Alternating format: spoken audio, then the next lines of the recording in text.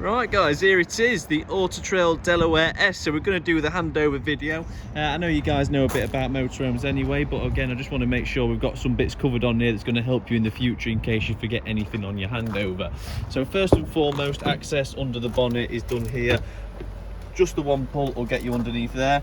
Seat adjustments wise, obviously that does the lumbar support. This one springs up the back, this one here will spring up at the front. So make sure you sat in the chair when you use these levers because they are spring loaded. The seat will fire into position. You've got your tyre pressure weights just there, tyre pressures just there for front and rear. So if you ever need to know what to set your tyres to, that is there to be seen. Underneath the bonnet, underneath that flip up catch just there is your positive that's connected to your vehicle battery. So if you ever need to jump start or charge the vehicle battery, you can do that by lifting this cover just here and then obviously attaching the red crocodile clip onto that, and then you will be putting your black crocodile clip onto this one just here, which is your earth. Under that circular bit is your air filter. There's your oil top up, and there is your dipstick for checking your oil before long journeys. This here is your brake fluid, your coolant fluid, your steering fluid just there, and then your top up for your windscreen top up just to the left of it.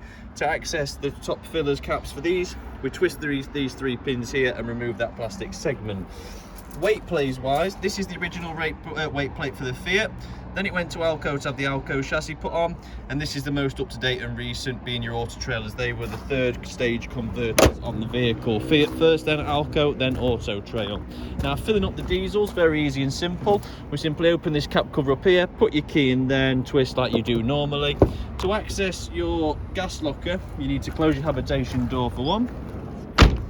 And then we need to come round behind the passenger seat, and we've got this lever just here. Lift the lever, the door will open, and now we can lift this up and place it into the holder. Be very careful of these holders. This door is twice as heavy, or maybe 3 times as heavy as any other locker door, and yet still uses the same retainer clips. So if a bit of wind comes, this could blow down, so just be very careful. I always make sure I'm holding it up with at least one hand whilst I'm in the gas locker. Now to activate your gas, you need to turn this brass fitting on the top left, turn it right to close it off, left to open. This gas bottle must be strapped in at all times when the vehicle's driving, and the gas must be turned off when we are driving too. When you turn your gas bottle on, you want to use your driver ignition key to push in that green button just there, as that's your crash sense protector, just in case you've hit any heavy potholes on your way down or big bumps or anything like that. It will set this off, so just make sure you're pushing that green valve as you turn the brass fitting left. Just saves you going inside to find out your crash sense protector's been set off, then come back out. If you do it while it's here, it's just going to save you a whole load of time. Putting that down, then the electric step is operated from the inside of the vehicle, so we will get to that. Further to this is the toilet cassette. Now emptying the toilet cassette is nice and easy. We grab hold of this, lift it up like so, and we can pull the entire cassette towards us. That exposes the handle on top, so we can carry this then to the chosen designated area. Then we can put it between our feet, spin this round, take the cap off like so, and pour away. We've got some blue liquids in there for you already to keep it smelling fresh for the time being, and quite literally you lift and tip out as you've got the cap out, and when you go to put your blue liquid in, use that as a measuring beaker and put it back down, or if you get like me, a bit lazy with it, you can just twist that like so and chuck some blue liquid in, and then push the cap cover back on afterwards. Completely up to you how you wish to do it, but when you put it back, you need to put it on the runners and make sure that orange clip is behind there. This is an exhaust for your heating and boiler.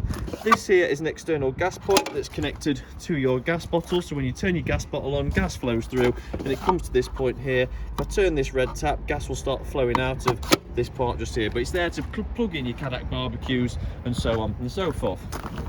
Into your garage space, just so you know, when you open your garage, you do have another retainer clip, which is this one just here, which we actually open up and we stick in this central runway just there, holding the door off the bumpers of the vehicle and obviously stopping the wind blowing this round on us. But you've got a cavernous garage space, some power in here, obviously the extensions in there to provide extra power. You've got your central awning tool just there, your wind out tool, sorry, and your central awning divider just there. So the central awning poles go in the centre. There's a little clip at the base and one when you reel it out on the front, in between there to add structural rigidity and then to force runoff for the rain.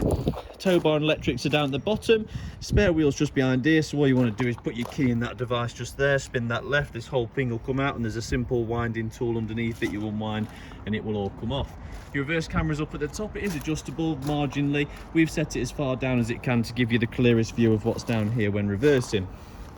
Coming down the driver's side of the vehicle, we've got some maintenance here.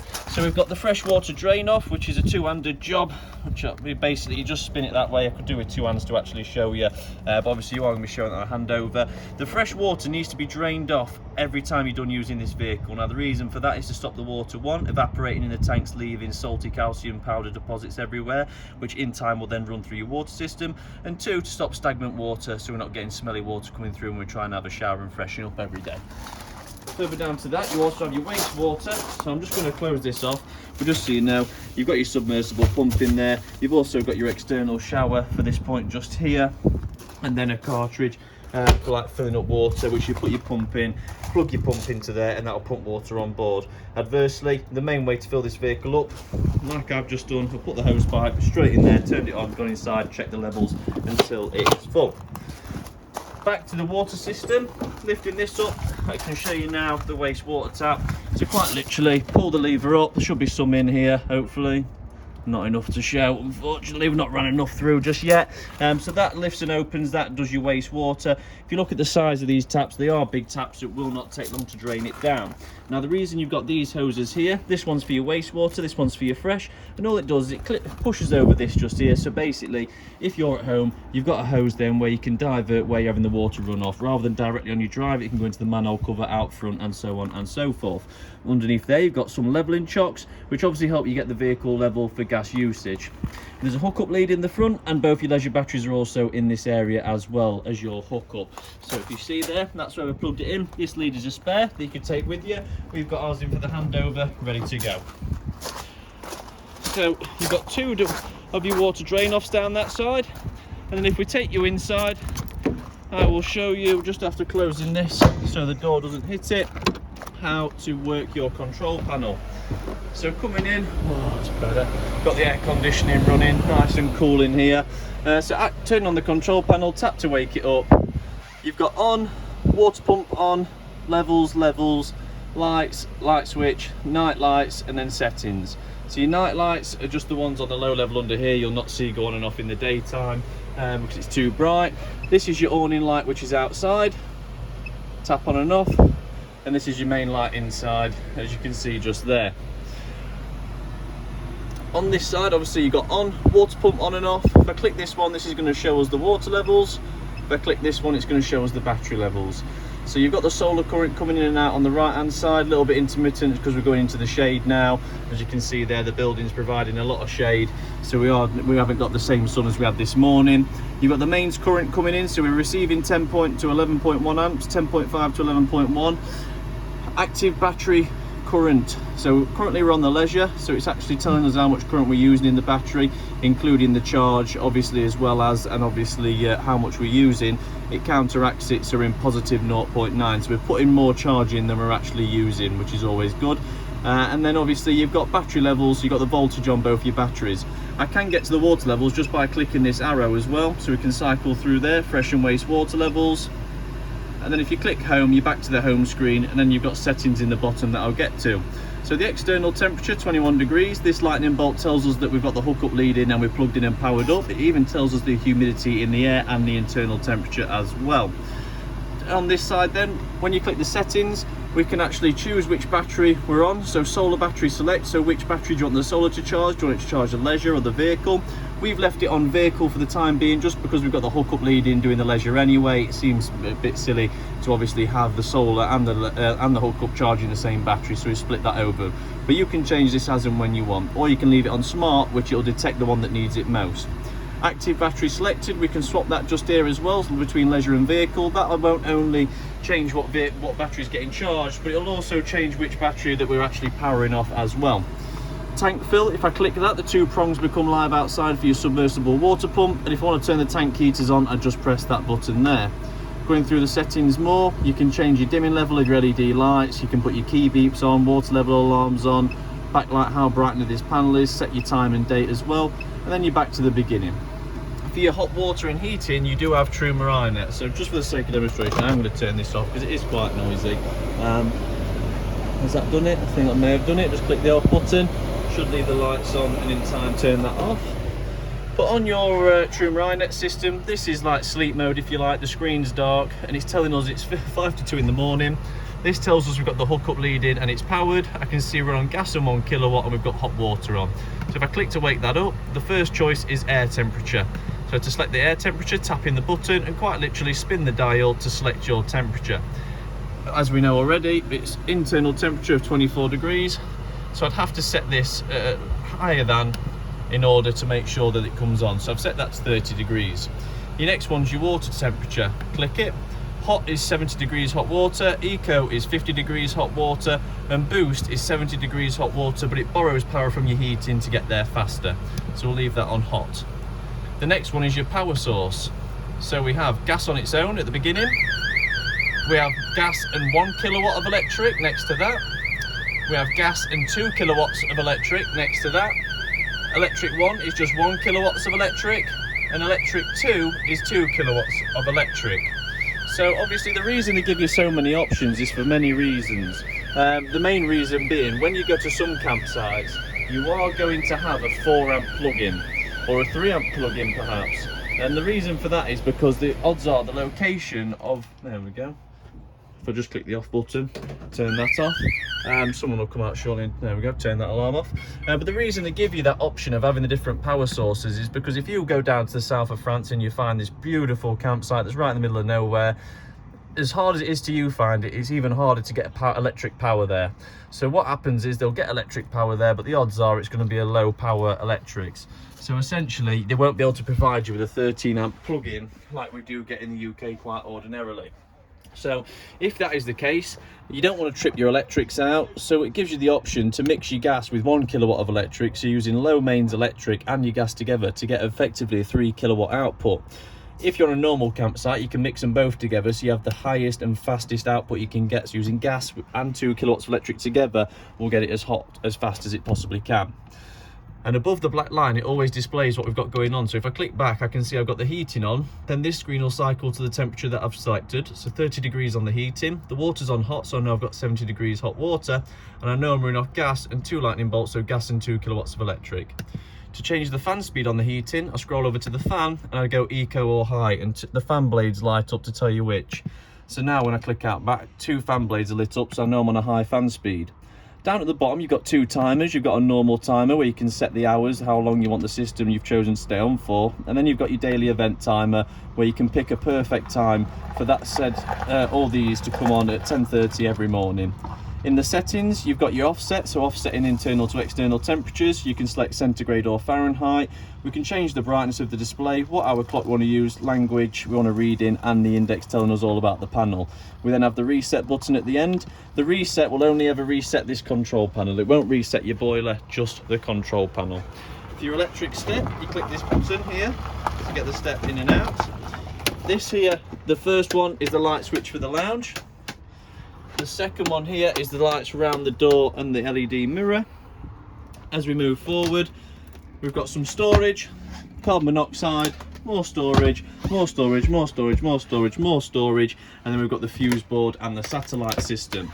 Now, where we've got this vehicle parked, we're never ever going to get satellite because we've got this great big building in the way, but we can see that it has locked on to Astra 2 in that direction facing over there. However, we're not going to get the channels through on the telly because the actual vision to the to Astra 2 is completely blocked off with the building. But to turn your satellite dish on and off, you want to flick the power on with this button here, to which the red light will come on. These will all flash up and keep flashing. You then want to click this button here, which is going to raise the dish up and it's going to start spinning.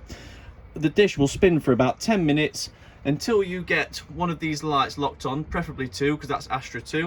When it locks onto this and you've got a solid green and a solid green, you are connected to the satellite. Then you have to go into your TV and retune your telly by clicking source, going on satellite TV, clicking TV setup, going down to satellite, advanced settings, 0000 is the password, and then click the blue button and that will start scanning for channels. Your fuse board, has two isolators here, so just like at home next to your hobs you've got a little switch to turn your hob on and off. This is the same, so your heating and hot water boiler's got a switch here, we can turn that on and off, and your charger as well. This will light up if the socket you've plugged into has been wired incorrectly, or the hookup lead you've just purchased is wired incorrectly. This will shut absolutely everything down, so a lot of people tend to click this button when they put the vehicle in storage to stop any drains on the batteries. And just here you have all your fuses. Now what you've got there is an RCD and 3 fuses, which is these just here, Baines 230, it tells you exactly what they do. And on this side you've got 13 fuses, or well technically 14 inline fuses, which are all labelled there as well. Just there is a USB from the leisure battery, which is there and powered up to charge phones and low powered devices throughout the evening time. Just here you have a fuse spur and your switch and your socket for your microwave. To turn the microwave on, you need to hold that eco button just there. Keep clicking this, it'll add 30 seconds every time. Click that, it'll stop. Click it, it'll cancel it off. When you're travelling, always make sure to take your microwave plate out, all your oven trays and grill pan. Below here is also another little private cubby hole which you can use to store the oven sink cover. Underneath your 2 sofas, under this one you've got some storage in your gas locker. Underneath this one you've got some more storage as well, which we put the carpets and the fridge vent covers in ready, all rolled up nicely. And I'm just going to have to turn this heating off because I'm starting to sweat now. So to turn it off, click the heating, scroll the dial all the way back to off, and now it's disappeared from the top row.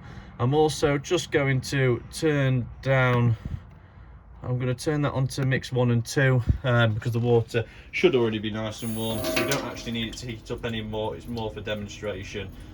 Yes, that's coming through nice and hot now. Right, so continuing down this side of the motorhome, we do have some great storage options available. You've got some runners out in there. We've got this nice curved unit with shelves and your and your cutlery board with the grill pan handle as well. In this one just here, we've got some shelves.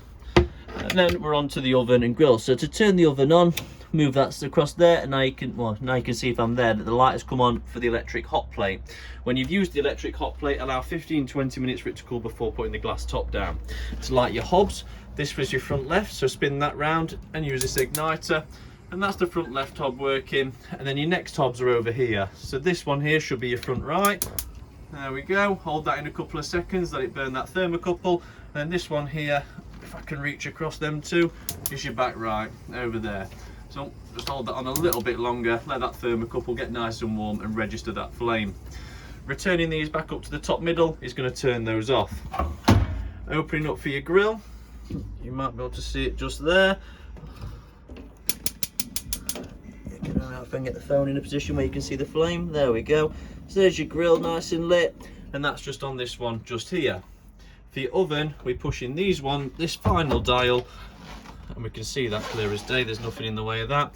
So push those two in together, and there's your oven lit as well. There we go. To turn the oven off, again return that to the top. Under here we've got some storage. We've got the obviously electrics running through and all your gas taps. So these gas taps are there to isolate. The one with the snowflake is your fridge. The one next to it is the barbecue outlet outside.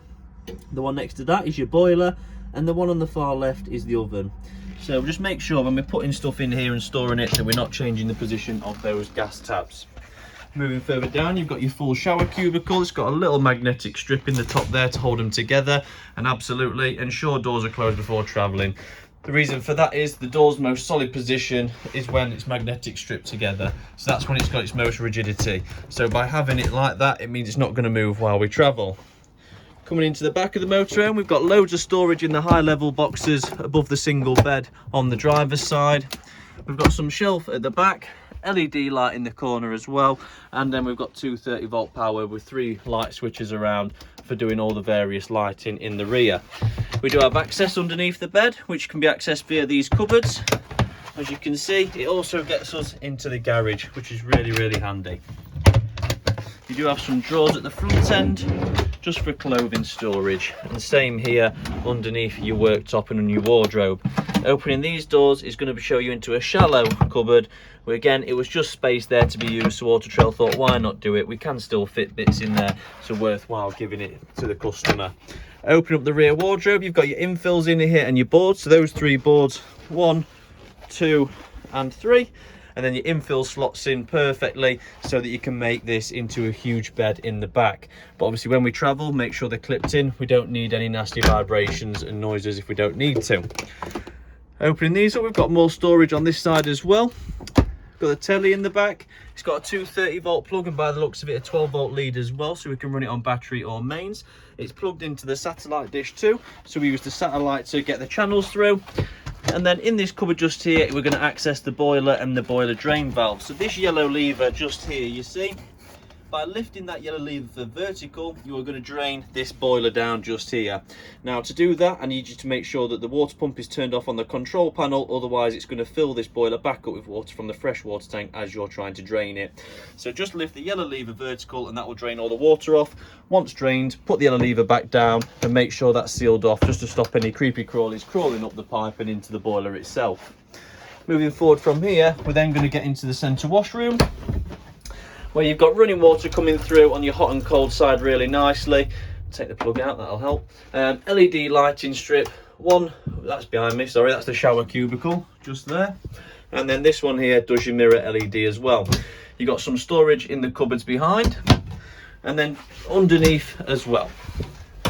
This light will come on when your cassette needs changing, and this is what flushes the toilet. This fan here is part of the actual fan system. So what happens is when you open up this trap door and do your business and close, and you run the actual pump itself, which I think is double press. So double press, oh, put the lid down now so you can't see. Let me just double press it again. There we go, so you see the flush working. But if you can hear that, that's your SOG unit. So basically this Autotrail is fitted with a unit where it's fanning now air out of the toilet cassette outside to stop any bad smells coming back in. To turn it off, click the fan. Otherwise that will continuously run. So once you're done flushing, click the fan off and it'll stop. But that's there to make sure that no bad smells are coming back into the motorhome. So obviously we don't want that. Just here is the fridge. You've got a 3-way fridge with the automatic mode. So if I click it on auto, it'll choose hookup first every time if we're plugged in and powered on the hookup. If I went now and switched off or pulled out that hookup lead that's plugged in over there, it'd automatically go to gas. If I then went to the gas locker and turned the gas off and started the engine, it'd come off of gas and go straight to battery. If I then got to a campsite and pulled up, turned my engine off and turned my gas on and plugged it in, it'd then go back to hookup. So it will choose it all for you. Now, if you take it off of automatic mode, we can actually select these manually by clicking them individually. Gas is there for wild camping, hookup's there for when you're on campsites, and the battery is there for whilst you're travelling. The battery mode will never reduce the temperature of the fridge, it will only ever maintain whatever temperature the fridge was when you set off and make sure it's that same temperature when you arrive to your next destination.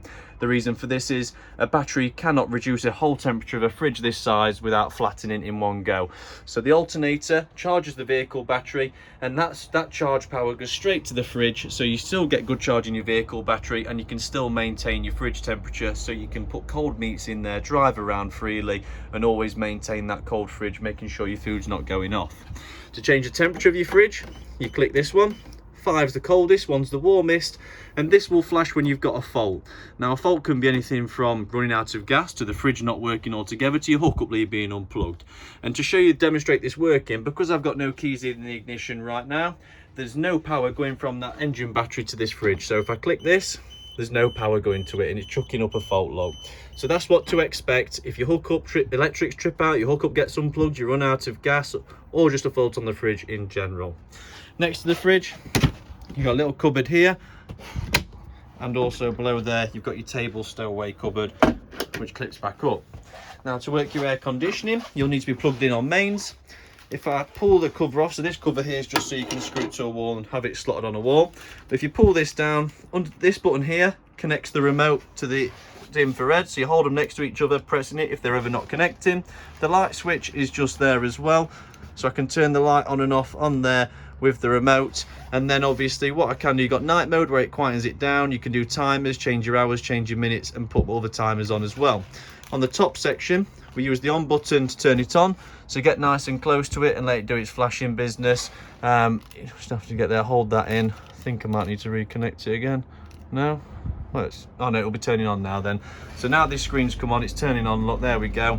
And then what I can do is I can change my mode from ice, which is cooling, to heating, to auto, where I can cool and heat, to just recircling and fanning air, back to cool. Change the fan speed, I click the fan, 1, 2, 3, different fan speeds, and the temperature minimum is 16, and I can change that onwards and upwards. To turn it off, I hold the off button, and then that will eventually turn off. Now you do need to give it time to turn off, or it just starting up. It's not instantaneous, like you say there, a couple of seconds behind, and not long ago it was about a minute's worth. By moving these, you're changing the position of the fan left and right. By doing this, you're pointing up and down. If I push this all the way to the back, it'll fan air out this way. If I pull this all the way towards the cab, it's going to fan air into the back bedroom. And that's pretty much it, guys, other than the fact that you've got a nice door fly screen here to stop the flies coming in. You can't have that open and close the door because of the door bin, and this window you can have open while driving because it's a sliding window. I hope you enjoyed the handover video, guys, and second to that, I really hope you enjoy the motorhome. Thank you for buying with Rove, and it's been an absolute pleasure.